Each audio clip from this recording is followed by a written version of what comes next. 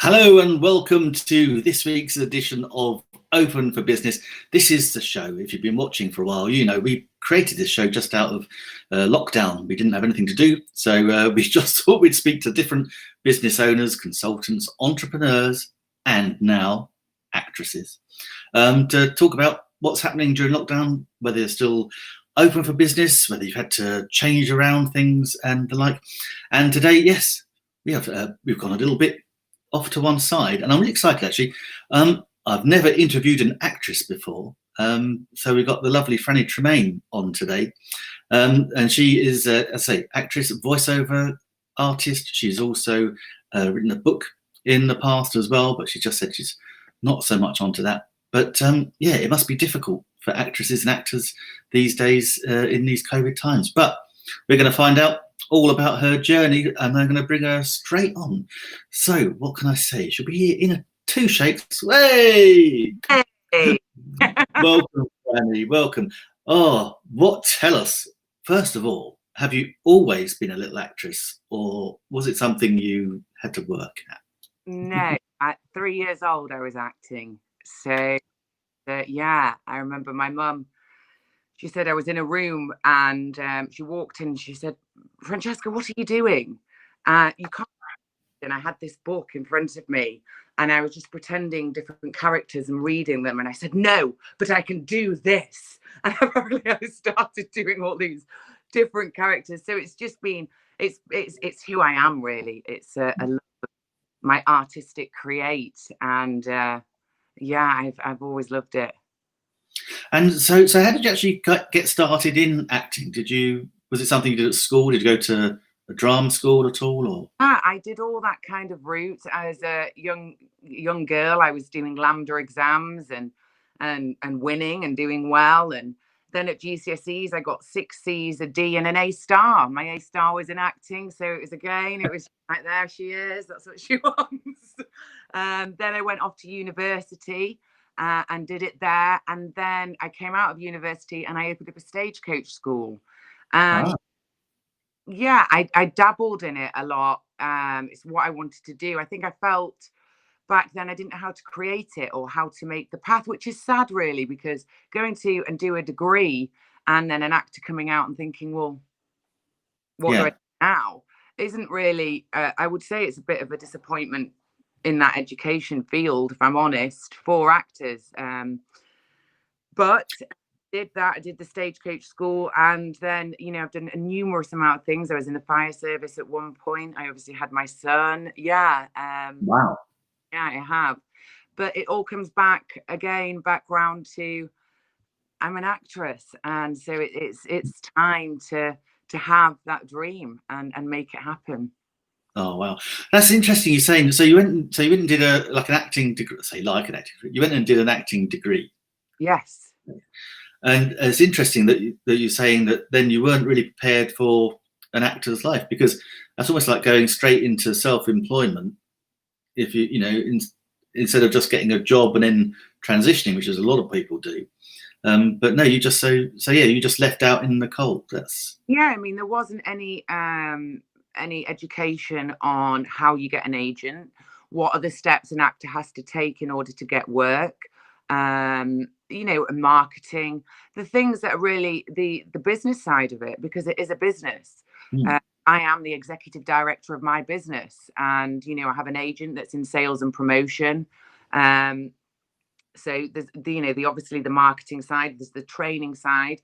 But really, I think it added a lot of confused data onto me because I could act, but I didn't really need to be taught how to act. It's a bit like an actor can act. It's what they do. So I think sometimes all these different techniques, and it just takes away, it just adds so much crap on top. Really what I needed was business understanding. How to get the right agent, how to promote myself, how to get in front of casting directors, what steps to take, tenacity as well. It takes a lot of tenacity as an artist to make it happen. It's an ongoing create. And those kind of things I felt not confident in when I left uni. And so I did go on a safe option and open up a stage school that taught kids 4 to 16.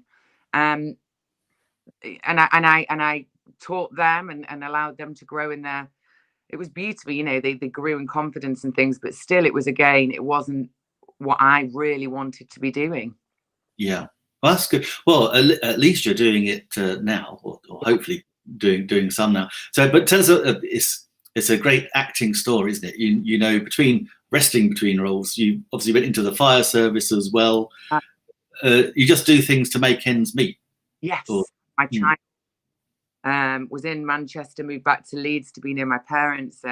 Focused a lot on bringing him up. And Otis is in secondary school now, and you know, there's a lot more freedom for me. My brother can help with looking after him. He's got a great relationship with his dad, so it frees me up a lot to be able to go away, to be on set, and to be doing what I love doing. And he said something really wonderful, actually. He was asked who his idol was at school, and he said to me, and I said, "Mum," I said, "it was you." I said, "Because you've never given up on your dreams, and you're still going, and you keep going." And I thought, that's lovely. So that was really nice. Oh, it's lovely that your son can see that. What a role model he's Yeah. for him. Oh, that's beautiful. So what is the life of an actor like? It's very, I mean, I love it because you meet so many different people and you meet them. I mean, some people you'll meet over and over again that you'll work with. I'm going to a theatre company on Thursday, and I've known this Steve since I was 17 years old, and I went and did work experience there. So I'm just going down for a sing and have a muck about. I know he's doing some theatre performances this year. Whether he'll have to live stream them, I don't know. Yeah. With what's going on, but it'll be great to catch up with him. So some people you do come back to, but I just love it's a set amount of time with people, and you go into this big create, you do the job, and then it's obviously on to the next job, and that excites me. I like that constant newness, constant create. Yeah, and it's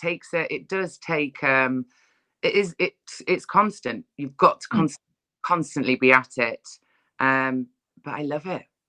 Oh, that's brilliant. So how do you go about getting roles? You just see them advertised and audition?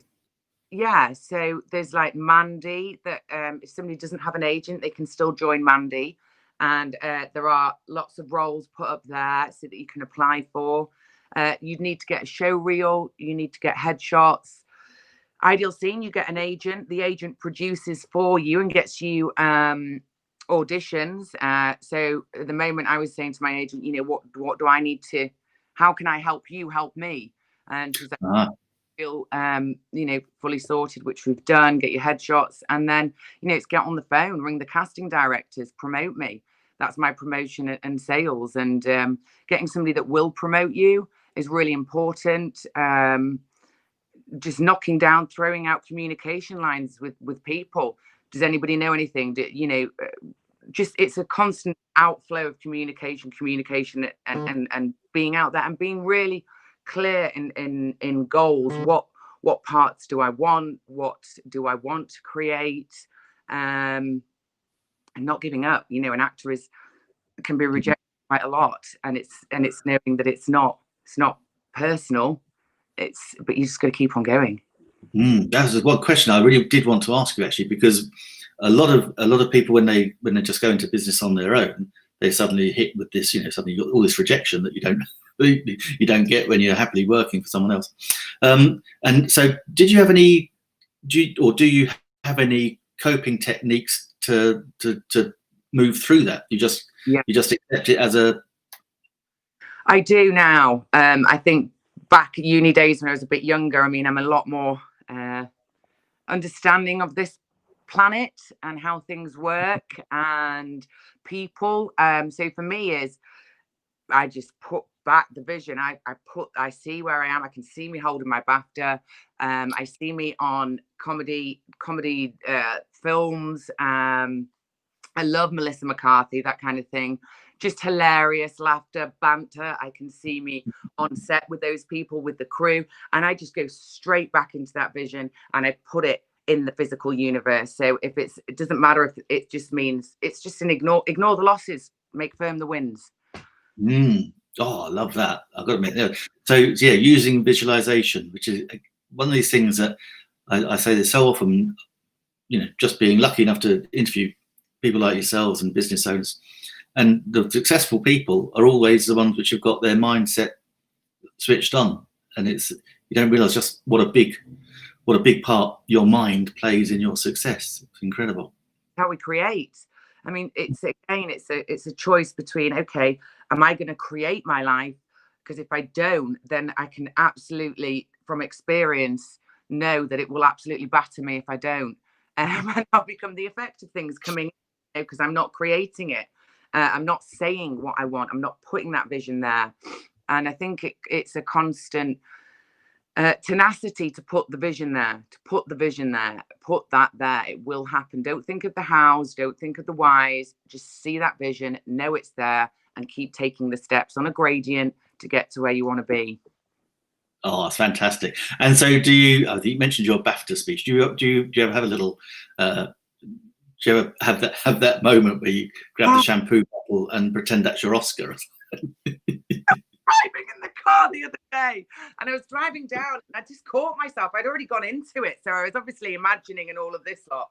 And then I was saying my BAFTA, and I was thanking my son, and I saw him in the audience, and he had this big gleaming face at me, and all the people that had been involved in my journey of getting here. And I caught myself saying it. I was like, oh, that was just me saying my Oscar speech. But that's how I go. And that's how I get what I want in this physical universe. Let's say that's how I do it. And it's so often, it can be, oh, but it's not happened. You can sometimes get let the doubt creep in. It's like, be really brutal with that. It's not who you are. It's not true. What is true is what you see for yourself. And pinning down goals are really important to me. If I'm with people, I like them to know their goals in that area, because I like, the bigger they are, the better. I think for a big person, you have a big think. Yeah. And if they don't, it's like, okay, that's not going to be for me.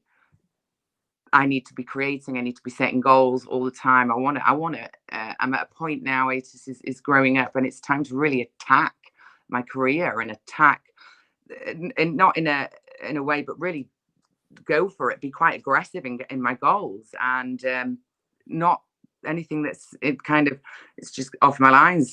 Just no, this is A to B. Anything that takes my attention off that, see you later, alligator. It's cool. I think that's the way you've got to be. That's exactly, no one else is going to do it for you.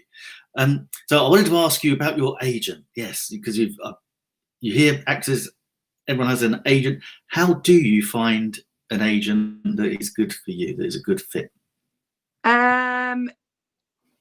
Tough question.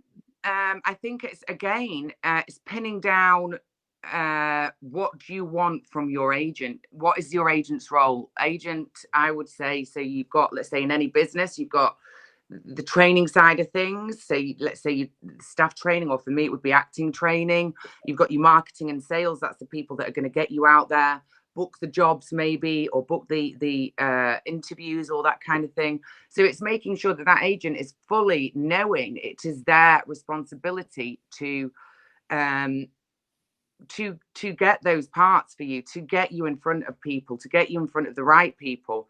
And for me, it's not been an easy journey on that one. And I need to look at that kind of side of things, because the statistics, and the statistics are the statistics. So it's somebody that's going to really believe in you and gets on the phone, that doesn't shut up, that will be maybe annoying, but will literally get you in front of the right terminals. I like that kind of person. That's the right kind of agent for me, definitely. And I also had a realization speaking to somebody today, which was quite amazing. Was, wow, why am I only looking around Manchester? And there's LA, there's I want to conquer Hollywood. So why am I playing small think here? And just, I need to be on the phone to people in LA, knocking down the doors, again, throwing out communication lines, and making things happen. Exactly, because you got a much better English accent than I would suggest an American actress would have. gives you the upper hand. But no, you're right. And now we're in this, we're in this global community, and we can speak to each other across the planet online. Yeah, why stay in the north of England? I guess it's at the moment. How is I mean, it's obviously a tough profession to be in anyway. But how has the current COVID situation affected yourself and others? Well, you see, I've got a different viewpoint to how it might. What I'm hearing from others is, it's quiet at the moment.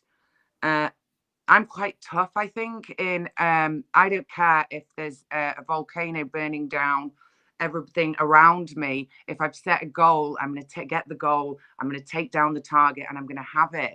And that's an excuse, then, isn't it? So I could say, yeah, it's making things more difficult. I found work within this time. There is work to be had. We can keep doing. What can we do? I understand with theatres, as an actor, it's beautiful acting in theatre, and seeing your live audience is just heaven. You've got the people there rather than doing it to a camera, and that's I love that create. So it is. There's statistically that it is affecting us, but we can't. It's not an excuse, is it? I'm not going to use COVID as an excuse to stop. I agree with it completely, and make things happen anyway. Yeah, that's interesting. And I was going to ask, actually, yes, do you have a preference for your for either screen acting or theatre acting? Or I love, with screen acting, I do love it. I love the whole camaraderie of the crew, of the acting with other actors. I do love that. I love comedy acting as well. The laughs that you have is just, it's slapstick, it's silly. There's such a high vibe. I just love it.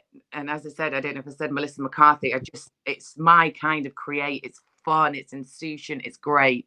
So I do love that for the theatre. The whole being there in the moment, but the audience being there, the participation, the clap, the applause I get. I love that. It's not thinking, okay, so there's millions of people are going to watch this from their TV rooms or going to the cinema or whatever.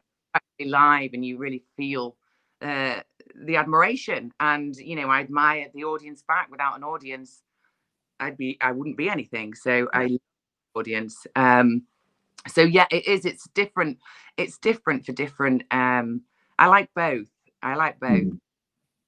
Well, I'd imagine that applause must be pretty addictive, because that's got to be one hell of a rush. I love it. I'm not going to lie. I love attention. I wouldn't be if I didn't love attention. And I think anybody, whether it's a business owner or anybody, almost like this attention seeker kind of thing that goes around. What a load of rubbish. Somebody money is attention equals money, and then money equals attention, because once you've got the money, that gets the attention. But to start with, you need to get attention, whether you're a business, it's a product, whatever it is. Without attention flows, then it's a nothing. Yeah, absolutely. And I think that's everyone likes that recognition, and particularly in your industry. Yeah, it's amazing. So what are the things that you've been doing recently? While you're just chatting there, I was just trying to pull up your show reel. We might better just play it on our little interview in a minute. So just to show people exactly how you are. So, I love that. Yeah, I did. I got an audition through to, can you be eaten by a monster for a horror film and be screaming like eating you, and then do another one like you're panicking and trying to get out, and can you do it all in American accent? I was like, yeah, no probs, I'll have it tomorrow. And it was just fun. It was just like, I have to go to this whole world, and I had to get my brother. I'm like, right, Baz, we've got another one. And then I recently had so I got that job. It was great. It's a film called Familiar. David director. It's going to be massive. I've seen clips from it. The guy is going to get a BAFTA from it. It's a phenomenal film. Yeah, and he's looking to make it into a feature, and he'll take all the right steps. He's a very dedicated individual, so that was brilliant being part of that. And then Yeah. The other day I was just doing I had to be in an Irish accent, and it was for a part that a person, it was in a kind of thriller, and this guy was a serial killer, and it was a flashback to the stepmom who was Irish and the reason why he became. And I thought, okay, nice. And they were like, can you improvise it, for a couple of minutes? And so I did. It's just a create, and then you send it off. And self-tapes are great, but there's nothing better than being with another actor and both of you being in that moment and playing being somebody new, whoever that person is. Yes, you do. Do you find getting into different characters easy or difficult? Now, and has there been anyone, don't mention any names, but has there been anyone you've worked with where you really wouldn't want to work with them again? I think not wanting to work with somebody again would depend on attitude. Necessarily, yeah, if somebody's attitude, for me, my job is to give the director exactly what he wants. That's my so if he wants it a different way, I deliver it a different way. If he wants it this way, that's I like to give the people around me what they want. That's how we grow together and make something incredible and a piece of art. So it would be somebody that was, that's arsey maybe a bit and doesn't, I think it should be this way or that kind of thing. It's difficult to work with, yeah. But as far as becoming a character, I don't have any thought there. I just become it. And I think techniques that have been taught where call back on something that happened to you isn't good for an actor, because they're re-stimulated. They're then in an awful point in their life and reliving it. And what I mean, it's not good for an actor's mental health. For some actors have killed themselves going into parts, and it's not. So for me, I'm literally become it and then I drop it, and it allows me to be anything. I can. When I was doing this recording, I was sweating so much because I'd been in terror, screaming for my life. But I was, and I did actually. The next day, I felt my body tired from it. But it was able to just drop it. That's really important for an actor to just be it, play in the world of the future, but don't draw from your past, because you can pull in things that are just that aren't. You don't want to live in that, and it can affect them mentally. No, that's a very good point. And I was just wondering whether that would inhibit their creativity as well, because they're in a little compartment as opposed to being able to just let it all flow. Exactly, and then being able to become anything or try it this way, use a different intention behind it. I mean, there's so many ways you can deliver. Would you like a cup of tea? You can be pissed off. Sorry to swear, but it can be annoying. And the way that they deliver like a cup of tea is completely different. In a very happy mood, it's not necessarily the language that we use. It's how it's the tone level behind it, and it's tone level really. And it's fun. It's fun. That's good. I got a bit. I was just thinking, I've just teed up your show reel so we can play something, and I was just thinking, I was watching it the other day, and it's a little bit sweary as well. So we'll just have to put a warning on. Adult eyes only. Yeah, I should work on that actually. I sometimes do have a bit of a potty mouth. I do like swearing. But no, you do it very well from what I see. So yes, any Hollywood directors want a sweary Northern English actress, then absolutely. That's me. I'm ready. Franny's the girl. Brilliant. Well, I'll tell you what I'm going to do, Franny. I'm going to attempt to do this. See, this is where I now need a producer. Yeah. And and play a little bit of your. Hopefully it'll work. Come on. Let's play that one. Let's hopefully.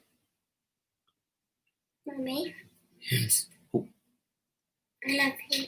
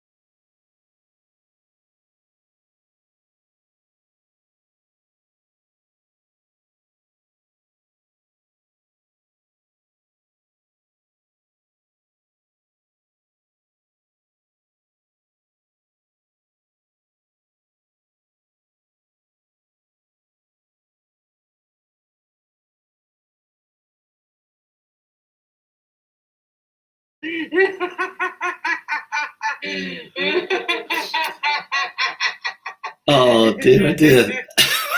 I have to say, what talent! What can I? Usually get a scream all the time. I'm talking about when we were having sex. Oh, I've still got it playing in the background.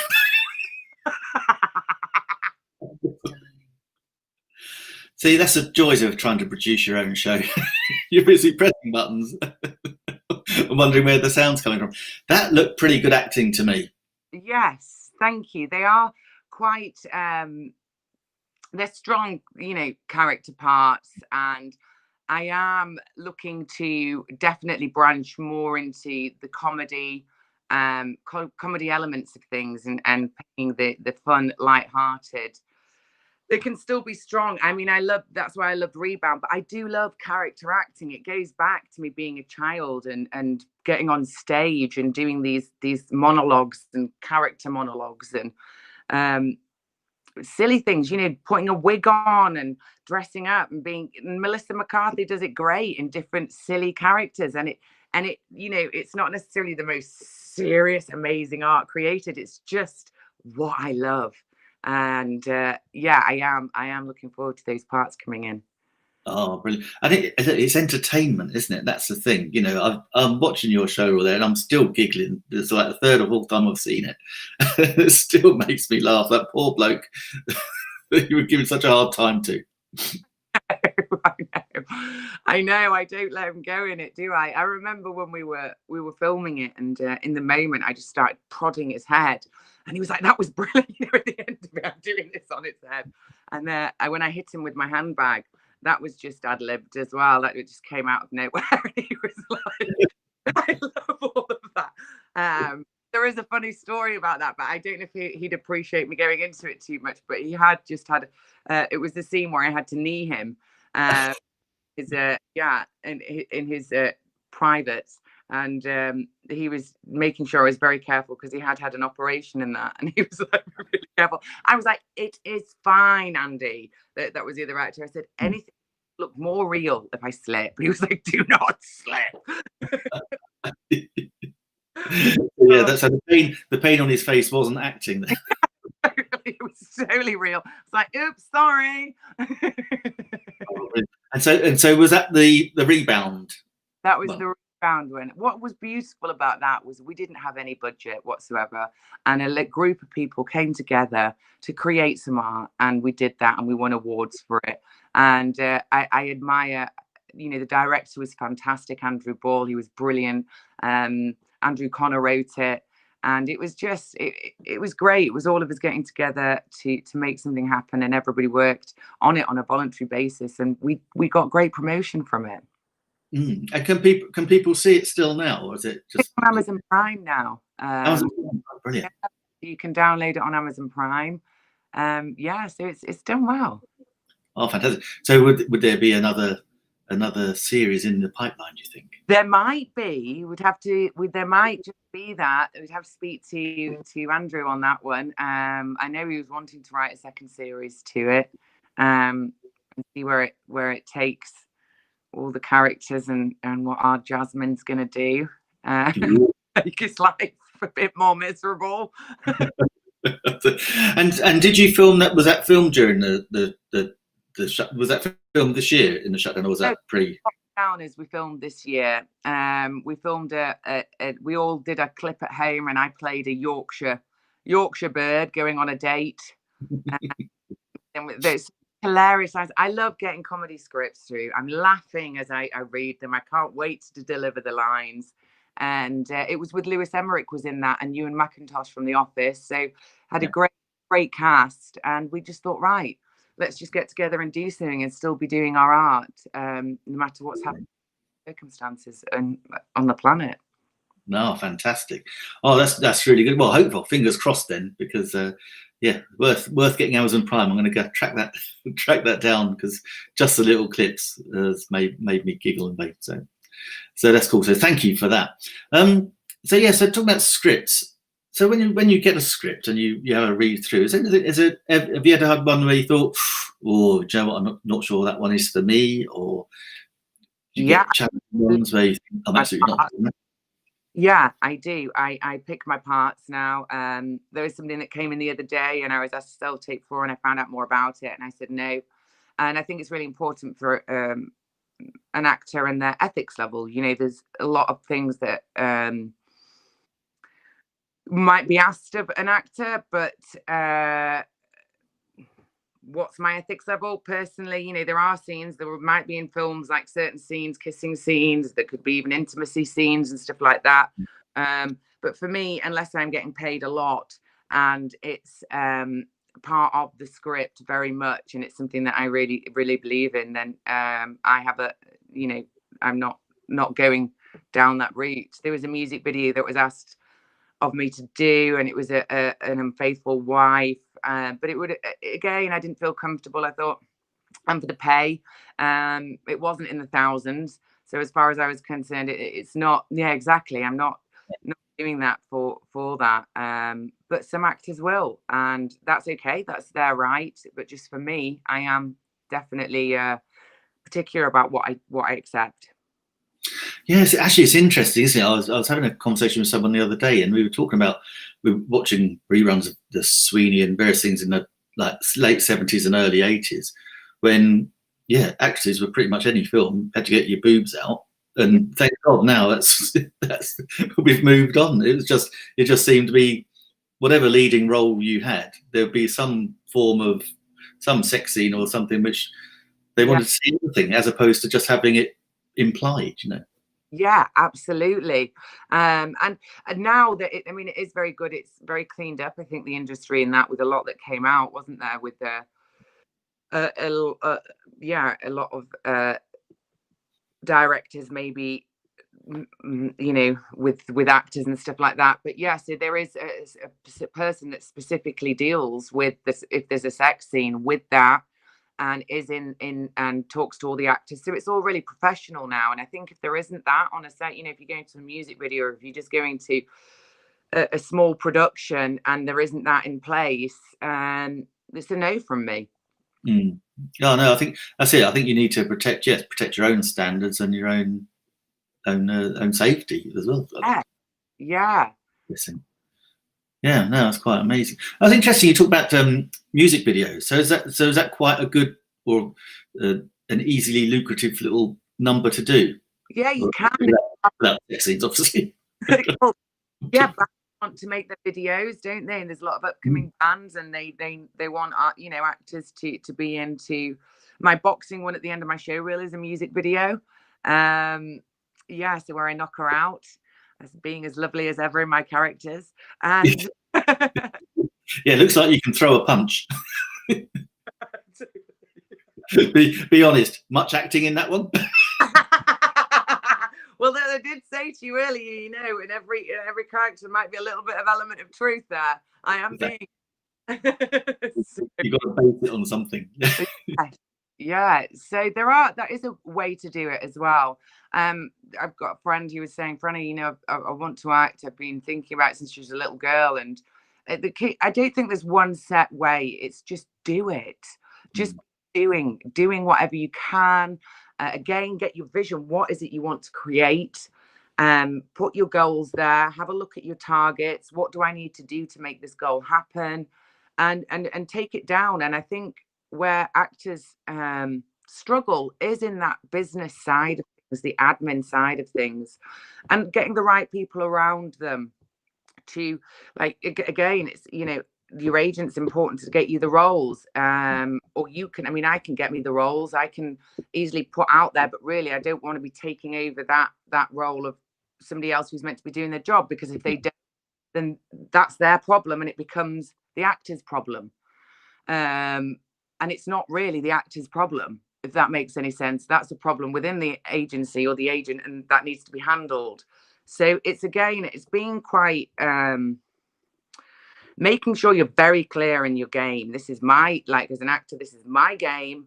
This is what I want to create, and being very what business, you need to show real, you need to put out community, you need to promote yourself, you need to pay your bills, there has to be a treasury department, there's all this stuff. And you think, and as an artist, you go to uni to maybe learn how to act, but it isn't that really, I feel, necessarily that needed help. It was more, I needed help on the business side of things. How do I make this actually happen? Yeah, to actually run yourself as a business. So that that's good. Can I ask? I know you'd written a book a few years ago. Have you ever thought of actually writing, script writing and writing comedy? You like the comedy? Have you ever dabbled with that or tried it? I do write poetry. That's something I wrote. Yeah, I love poetry. I love writing poems. Again, it would be promoting it and turning it into a book and a business, which can be done. I find script writers phenomenal people, because they have to be so pan-determined in how they view. They have to be up here viewing all these different characters and being able to write for them and seeing this thing from they must be viewing it from a complete, a really viewing everybody within the scene at once and being able to write for them. I find it, what a skill. So I think that's amazing. Have I ever thought of doing it? Yeah, it could be something I could learn. Producing, I've thought of doing very much. Right. Yeah, I do like order. I do like putting organization in. I do like making sure things happen. And I'm quite good at that. So I would be quite good at making sure everybody's doing what they want. And the right people are involved and making things happen. So I do like the thought of that as well. Oh, I like that idea. Like I say, it does. You do come across as someone that quite what's the word I'm looking for? Quite authoritative. So you'll be a leader, a natural leader of men and women to get things done. I've got to ask. I'm now thinking about. I'm seeing titles of movies scrolling past my eyes, and there's a couple I just wanted to ask you. What is a best boy? You get that on? Do you know on a movie thing? I saw it the other day. There was a best boy and a grip. Okay, we'll have to look at those. I thought you might. But they're good questions. I'm going to be doing that now. Interesting. Yeah. I just wondered what all these people did, and I thought, producing. I'm guessing you're going to find everybody.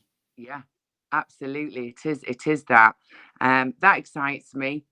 So it's not something when I think of doing that makes me go, that does excite me. So there is that side of things, actually.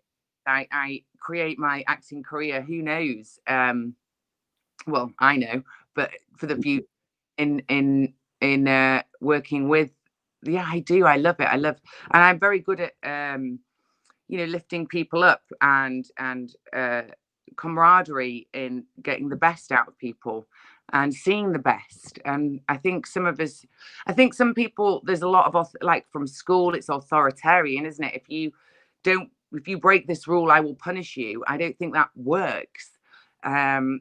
I think, you know, by seeing the best in others, by seeing how great, what things people are great at, is how you grow a team, and validating their rightnesses and not necessarily the wrongnesses. You know, if somebody keeps not doing the same, if they keep doing the same thing over and over again, then we've got an issue that's not correct. But I think it's about really lifting people up. And you know, as I say, you don't inspire people by being this great thing yourself. You inspire it by showing them how great they are, so they can come up and work. Yeah, exactly. Allowing them to blossom. Yeah. Totally. So have you got any advice that you could give a someone who was thinking of going into the acting profession? Yeah, do it. We need artists alive. You know, I was like little things, like I was watching, what was it, the Queen, that was it on the Remembrance Sunday, and they put all the events. It's all music and arts and things. You know, the world needs artists in whatever form, whether that's actors or writers or musicians, or we need that in this world. It is a lovely creative. This is part of the joy. It's aesthetic. It's that aesthetic wavelength. It's beauty, and we absolutely need it. So if anybody's thinking of going into acting, absolutely do. You know, start somewhere. It might be a class that you go to. You might start with doing a show reel. You might start getting some headshots, and anybody can contact me. Any help that I can ever give any other artists, I would absolutely. I'm there. You know, it's a duty of mine to help artists as well. That's lovely. And again, we will put all the links to it. Well, I'll put the show reel links in and how to contact you in the show notes here and in the comments as well, so people can do that, because it's great. Can I ask you, have you ever thought of any reality TV? Well, I did TV, didn't I? I did a show. Was it the farmer one? Yeah, the farmer one. Yeah, that was. Spill the beans. That was interesting, wasn't it? Bloody hell. Well, I told the farmers a few things. Well, the farmer's family. And I wasn't chained up at a kitchen sink, and I think I was into meditating as well at the time. And at one point, I was crying in the kitchen, and they were like, Franny, the production team loved me, by the way. They were brilliant. So we got on really well. And they were like, Franny, why are you crying? I was like, he's not even asked me out on a date, and I'm cooking for him. It was just, and then there was all the other girls and stuff. But he was a lovely guy. I think his family around him, he found it difficult to maybe stand up to them or of what he wanted. And I did say I wouldn't do what was expected for me if I didn't want to do it. I had my life, and I thought that was more love. That would be loving Peter, would be, you know, supporting him in his dreams and his goals. Tell me them, make them known to me, and we'll absolutely make them happen. But these are my dreams and my goals, and are you going to do the same with me? And I'm not here just to make your sandwiches. I would die inside as a person. So I absolutely voiced it. Yeah. I'm guessing you left them in no uncertain terms. Did you ever still hear from him or about him? I don't. I mean, do you know what was lovely? The production team actually paid him to take me out on a date. And so I know. They were just so lovely. I loved those. I loved them. They were just wonderful. And yeah, that was another time he was like, what's she doing? And I was like, I'm going outside to meditate now. And it was raining. And I was like, I need some calm. I've always been a character, whatever phase I'm going through in life. So that was my meditation phase. But yeah, they were brilliant. They paid him to take me out to this museum where it was really nice. So they were lovely. They were wonderful, wonderful, creative people, and I'm really glad I met them. And when it went on, she told me she'd had a baby. She was talking to me. I said, you'd make an amazing mum. And she said, she texted me later on and said, you're a powerful one. I've just had a baby girl, and I'm really happy. So yeah, it was. Oh, that's so sweet. That's so sweet. God, Franny, we've been chatting for 45 minutes. It's absolutely flown by. before I end the show, is there anything else that you wanted to let us know about yourself? Or, you know, we know obviously, you know, you want your Oscar and your comedy and your BAFTA, but where do you see yourself going in the next few years? And, you know, will you get stateside? Will you travel? You still got your son, of course. Yeah, I've got my son. I don't see that as a barrier. I know that he'll support me in whatever I need to do. So absolutely travel. If that's what's asked of me, that's what I will do. I see myself helping people. It's a big, I really love helping. So helping other artists. And I just see myself creating even bigger dreams. I mean, once I get these, there's going to be another one, you know, it's just I'm going to be in a continual create now till I create my legacy. And I'm everywhere. So that's the goal. It's done. I think that's a brilliant goal. Absolutely. We'll see you. I'm thinking the next series of The Crown, Kate Middleton, maybe. Yeah, you can see it. That's it. Yeah, absolutely. You can dish all the dirt. I love the fact that they have to say it's not real, but cool.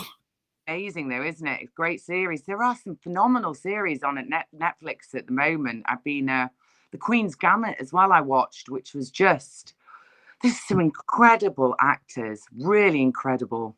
That's it. And I think there's more and more. I don't know if you're aware of this, but there's more and more of these channels coming online. And now you know you and I could buy a channel now as well and just put our own content on. I know several people that are doing that. And it's just more and more opportunity for people to just see more and more video and skills and acting and. Absolutely, it's been a great time to become an actor. There's so many more channels. There's so much more work. You know, so all this COVID and there's no work. Well, actually, I disagree. There's more channels than we've ever had. There's more work than we've ever had. So that's not the reason.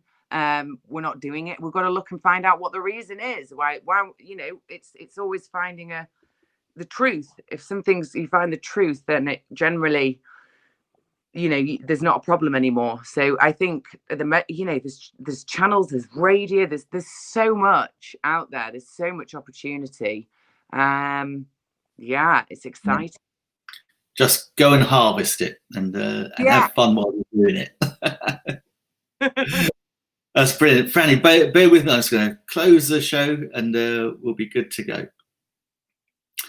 What can I say? I'm always very, very blessed with all my guests that come on. And what a difference, an actress. But my God, an actress with a mission, and what an inspiration. Inspiring lady, without any question. We're back on Thursday for the next edition of Open for Business. So we'll see you same time,